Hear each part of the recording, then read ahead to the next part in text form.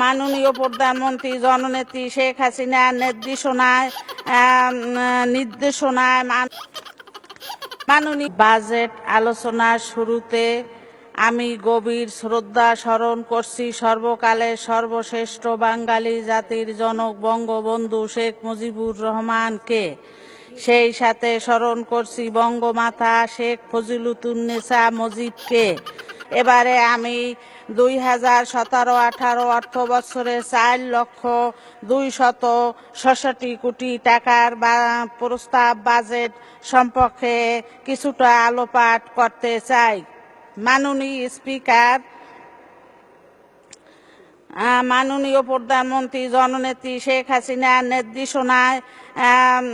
নির্দেশনায় মাননীয় অর্থমন্ত্রী যে বাজেট দিয়েছেন তা অত্যন্ত সময় উপযোগী বাজেট এবং গণমুখী।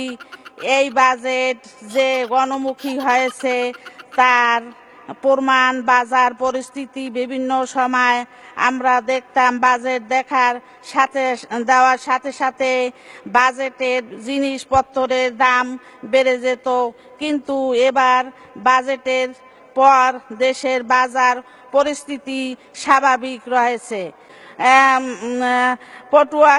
মাননীয় পটুয়াখালী জেলার মেডিকেল কলেজ প্রতিষ্ঠা করা হয়েছে।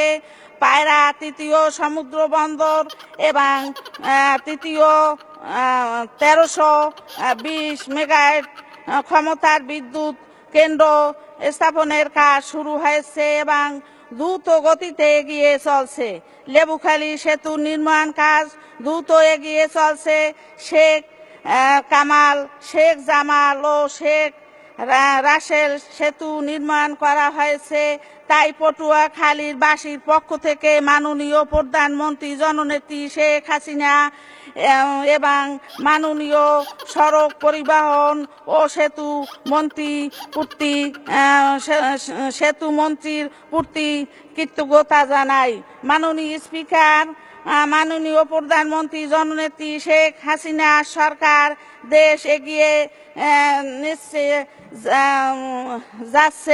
এগিয়ে যাচ্ছে। সারা দেশের ব্যাপক উন্নয়ন হয়েছে, মানুষ ভালো আছে, মানুষের জীবনযাত্রার মান বেড়েছে। কিন্তু জামাত, বিএনপি তথা খালেদা জিয়ার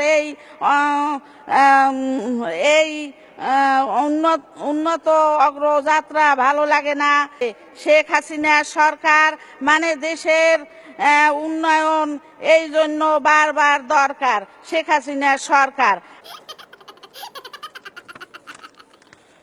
মাননীয় স্পিকার, হাসপাতালে চলছে একটি আধুনিক ও পূর্ণ অঙ্গ মেডিকেল কলেজ স্থাপনের লক্ষ্যে মেডিকেল কলেজ ক্যাম্পাসটি শহরের মধ্য দক্ষিণ দিকে নির্মাণ করা হলে পর্যাপ্ত জায়গায় পাওয়া যাবে, যার ফলে প্রয়োজনীয় অবকাঠামো নির্মাণ করা সহজ হবে এবং সাধারণ মানুষের ভালোভাবে চিকিৎসা সেবা প্রদান করা যাবে। পটুয়াখালী মেডিকেল কলেজের নাম শেখ রাসেল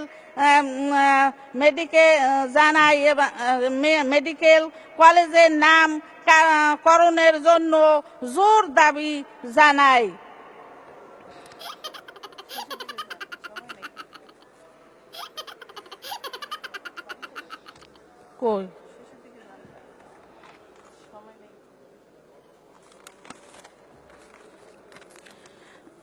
পটুয়াখালী জেলা সদর উপজেলা, মির্জাগঞ্জ উপজেলা ও দুমকি উপজেলা কাঁচা রাস্তার সমূহ কার্পেটিং দ্বারা পাকা করার জন্য অনুরোধ করছি।